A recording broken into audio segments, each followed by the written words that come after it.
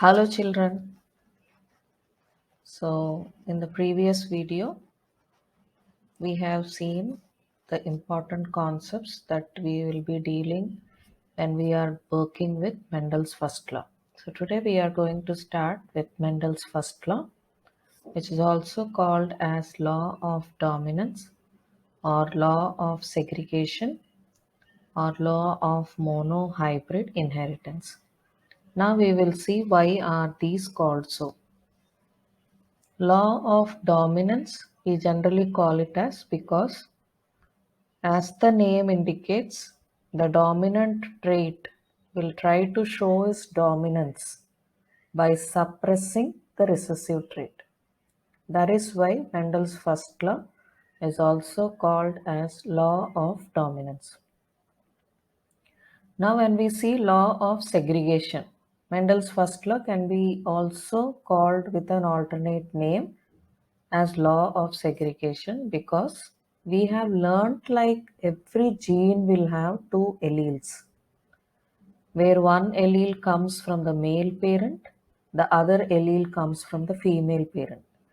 So whenever they are forming zygote, these alleles will try to segregate from each parent. So this allele pair will be segregating before they form into zygote.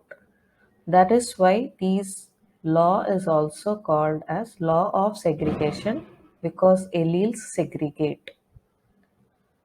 It is also called as law of monohybrid inheritance. We have learnt in our previous video about monohybrid cross. So here this law will be involving monohybrid cross. That is why it is also called as monohybrid inheritance. So now when we start with Mendel's first law, as it is involving monohybrid cross, we take parents that has only single contrasting character. So here height of the plant is selected, wherein you can see one parent selected is pure breed of tall plants. The other parent selected is pure breed of dwarf plant. So you can see here pure breed of tall plant is represented by capital T, whereas dwarf plant will be represented by small t. So when they give the gametes, we have capital T as one parent's gamete, small t as another parent's gamete. So when we cross them, we can find that all these plants after crossing, we have capital T, small t. So here you can see the F1 generation after crossing, we got all of them had the genotype in them capital T, small t, which indirectly tells like these plants are going to be tall plants. Because though capital T, small t is there, capital T will be suppressing it. So this actually made Mendel very curious because he didn't know at that time like what is the genotype in the plant's body. But he could only see in the field like how are the plants growing to be. So to his surprise, he could find like all the plants were growing tall there. Though he has taken a dwarf parent, he could not find even a single dwarf young one there in the garden. So here this made him more curious. So what happened here? He continued for the second generation to check like what is happening with this dwarf character. So when he continued with F2 generation, he selected the same F1 progeny as parents for F2 generation. So one thing that you need to remember is whenever he was carrying out F1 cross, like when he was crossing this pure breed of tall with pure breed of dwarf, the pollination that was preferred by him was cross pollination. But when he has taken F2 generation, you can see like it is self-pollination. So the parents were same and they were self-pollinated. So The pollen was getting transferred from anther to stigma within a same flower, or it may be a different flower in the same plant. So what was the genotype finally? They could get three different kinds of genotypes were. Like some plants showed capital T, capital T. You can see here. Whereas some plants showed capital T, small t, and some plants showed small t, small t. So there were three kinds of genotypes there. Some plants had capital T in them. Some plants had capital T, small t in them. Some plants had small t in them. So there were actually four of them. You can see one, two, three, four. So out of these four, he arrived at a ratio. Like how many were capital T, capital T? One was capital T, and two were capital T, small t, and the last small t was one. So when he arrived at the ratio, the genotypic ratio for Mendel's first law was concluded as 1 is to 2 is to 1, where 1 stands for homozygous tall, capital T, capital T. 2 stands for heterozygous tall, capital T, small t. And the last one stands for homozygous dwarf. So we know the difference between homozygous and heterozygous. I have described that in the previous video. You can go through that, then you will come to know. Now let us see phenotype. Phenotype is nothing but how many of them are going to be tall there and how many of them are going to be dwarf there. So when we check four plants here, capital T is going to be tall. Plant with a genotype capital T small t is also going to be tall.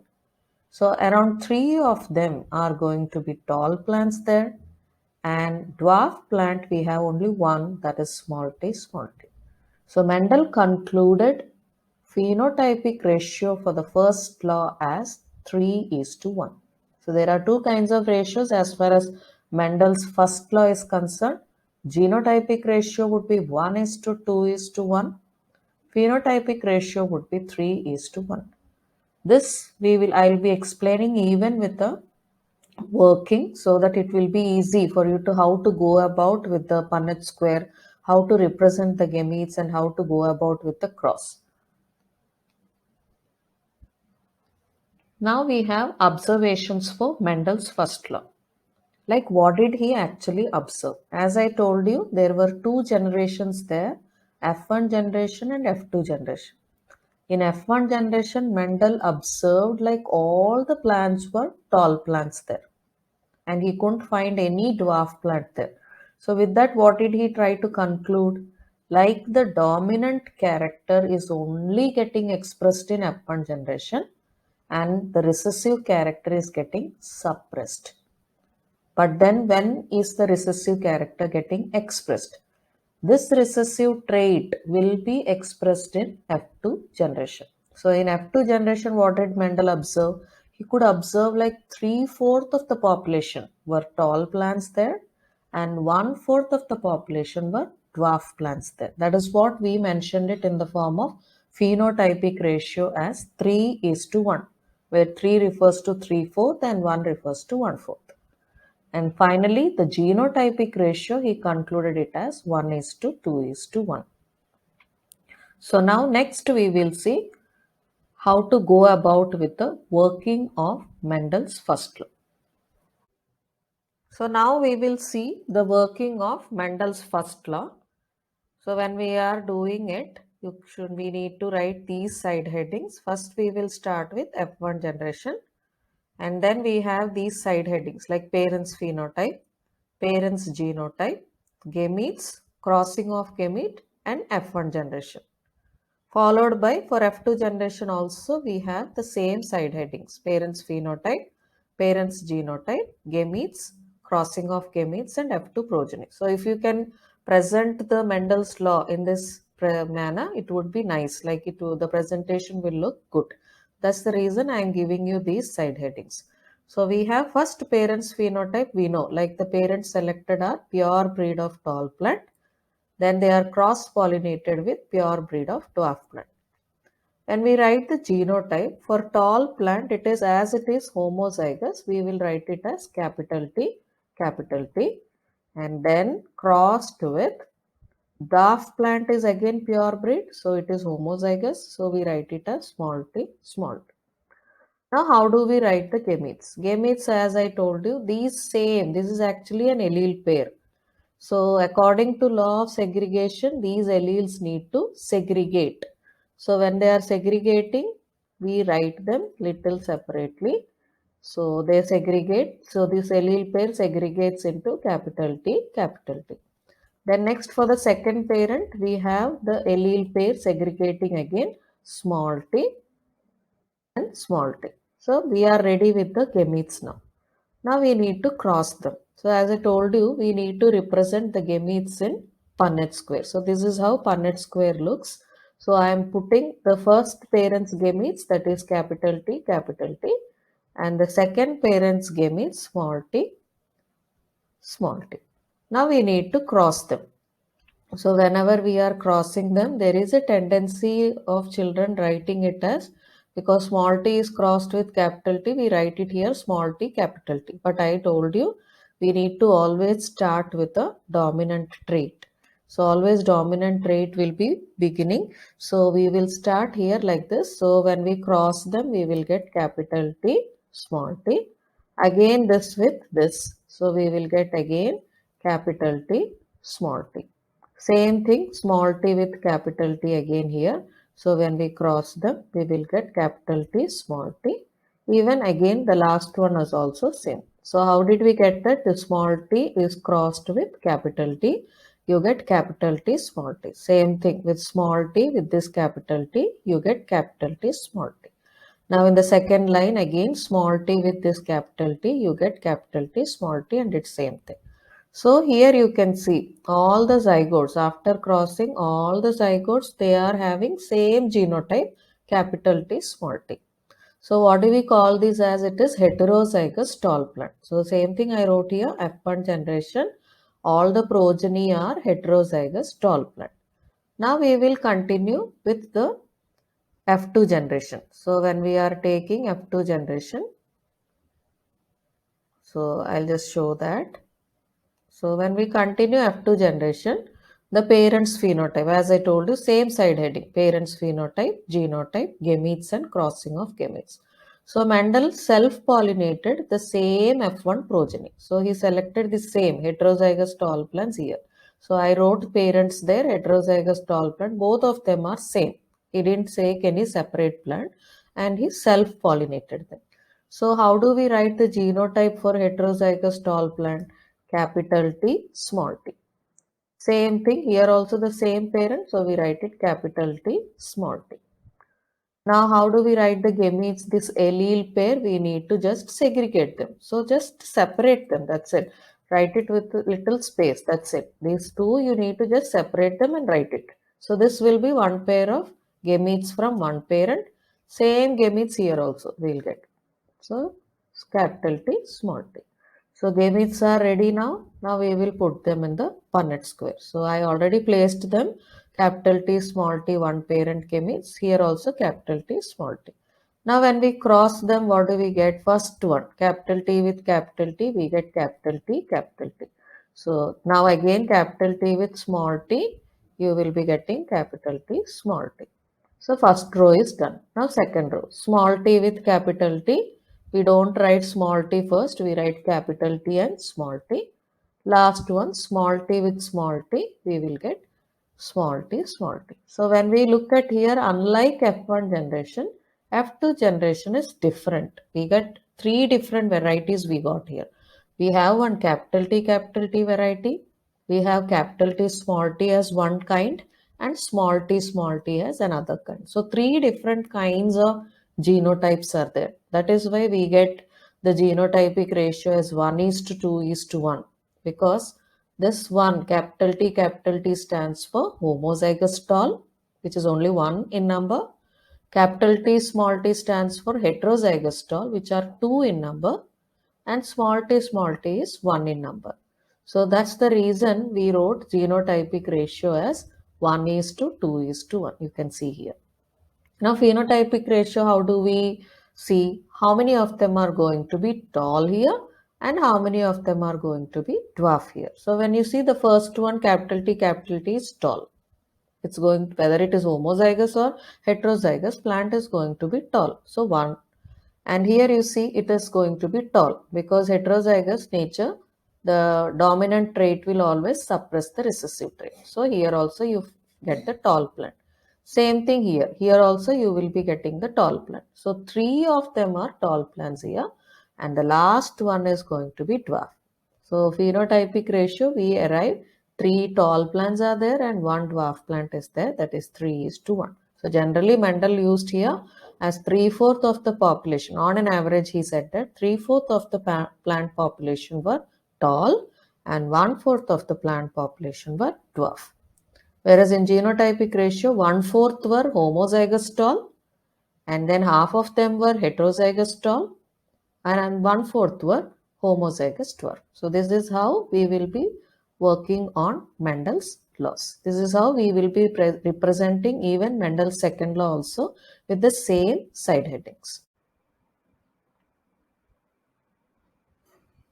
Now the next part we have is to do a numerical based on Mendel's first law. So whenever, as of now, we have talked about how to go about with Mendel's first law. And now we also have sometimes in the board papers numericals based on Mendel's first law. So for a sample, I have given you one example here and we'll see how to go about with this numerical of Mendel's first law. So see here, Mendel crossed pea plants with round and wrinkled seeds and obtained around 160 plants in the F2 generation. So here the characteristic selected was shape of the seed. So when they select seed shape, it is one seed is round, the other seed is wrinkled. So when you cross them, at the end of F2 generation, Mendel got around 160 plants in his field. Now out of that, the first question is how many pure round and heterozygous round seeded plants were obtained in F2 generation. And second part we have how many pure wrinkled seeded plants were obtained in F2 generation. Whenever a numerical is given and they ask for you questions, you need to first identify whether the question is being asked for a phenotypic ratio or a genotypic ratio. So how to identify whether a question is asked for phenotypic ratio? So here you will be getting, instead of, like suppose if they gave 160 plants in F2 generation, they may ask you how many round seeded plants and how many wrinkled seeded plants are obtained in the field. So how many round and wrinkled, if they are just directly asking you how many round and how many wrinkled, instead of using the word pure round or homozygous round or heterozygous round or homozygous wrinkled, instead of using these words, if they directly ask you how many round and how many wrinkled, then they are expecting phenotypic ratio. So you need to apply phenotypic ratio in this numerical. But here what is the question asked? How many pure round? That means they are asking you homozygous round. How many heterozygous round were obtained in F2 generation? And in B part they asked how many pure wrinkled seeds. So this is purely based on genotypic ratio. Because in genotypic ratio only we have homozygous round, heterozygous round or homozygous wrinkled. These terms will be mentioned only in genotypic ratio. So we need to apply 1:2:1 ratio. So this is what you should know. So first of all, when the numerical is given, you need to identify what are they asking you for. Are they asking you for a phenotypic ratio or a genotypic ratio? And accordingly you need to apply. So we will see how to apply that and do. So total plants given, you can see I kept it as 160 Now genotypic ratio has to be applied. So we don't know the x value there. So we put it as 1x, 2x and 1x.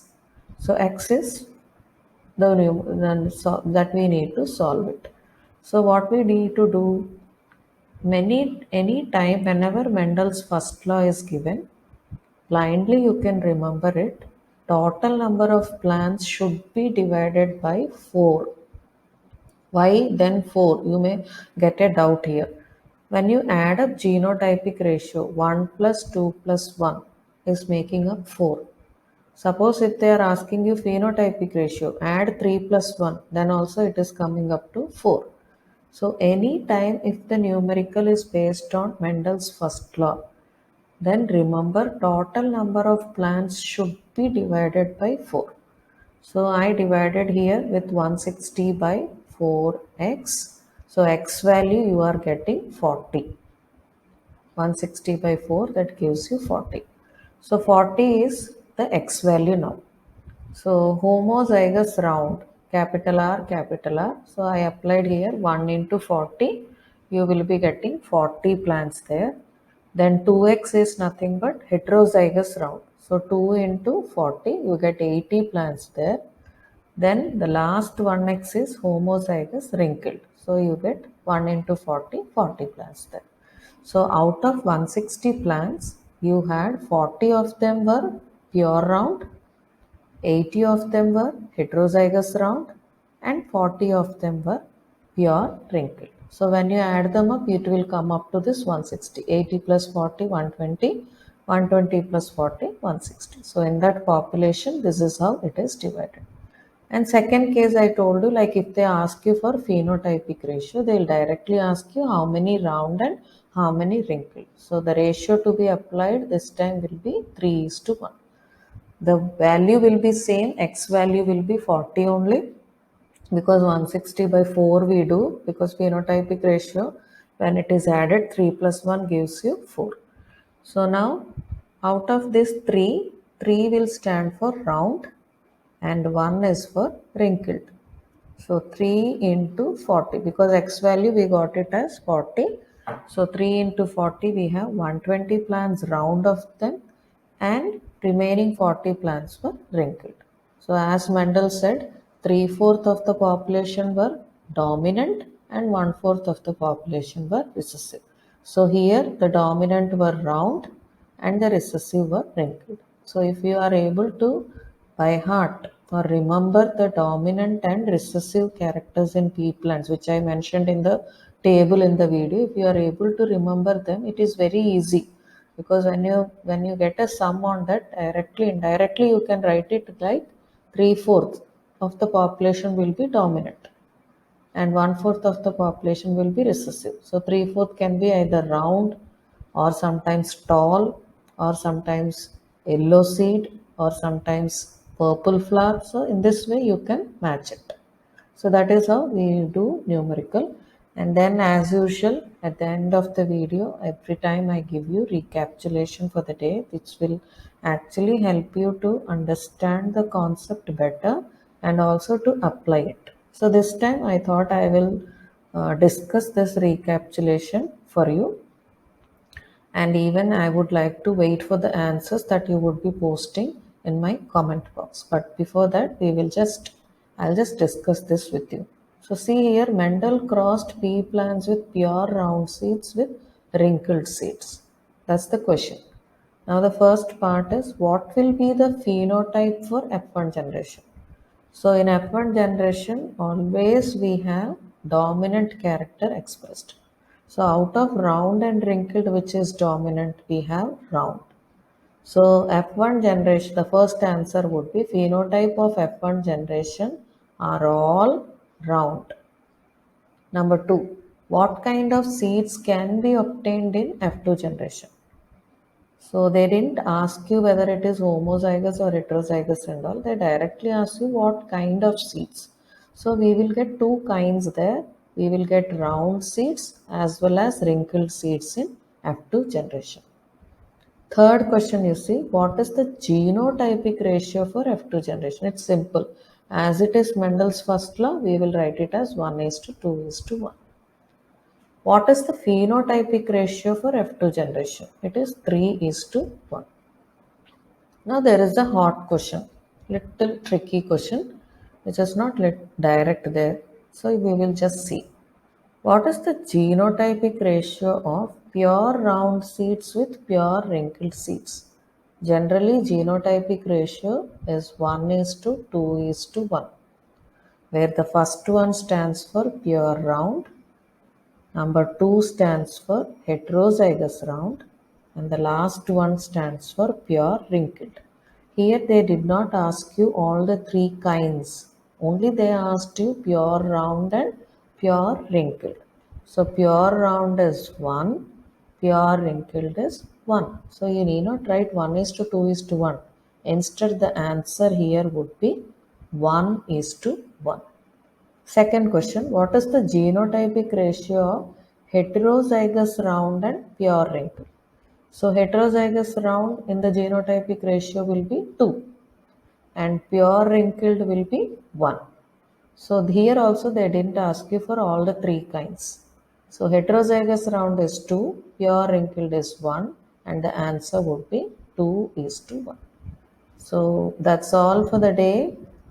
And if you have any doubts, please do try to ask that in the comment box. And if you really liked this video, please subscribe this video and please do encourage me and like this video. Thank you, children.